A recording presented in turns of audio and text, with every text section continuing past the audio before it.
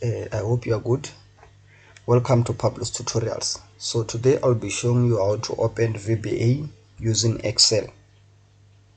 So what you do, go to any Excel and then you open your Excel, and then you can see here at your top we have home, insert, page, formulas, we have data, review, we have view, we have automate, and we have help. So what is missing here is a developer. You must have developer up here, and as you can see we don't have developer.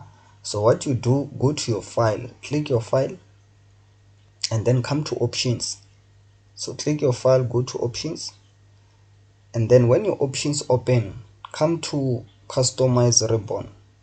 So click your customize ribbon, and then after, in your main tabs, you are going to see the list.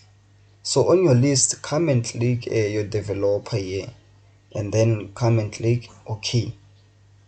Then now when you go back to your Excel, you'll see now in your Excel with a developer. So come and click in your developer, and then you'll see your Visual Basics, your macros, record macros. All the options are now available. Thank you.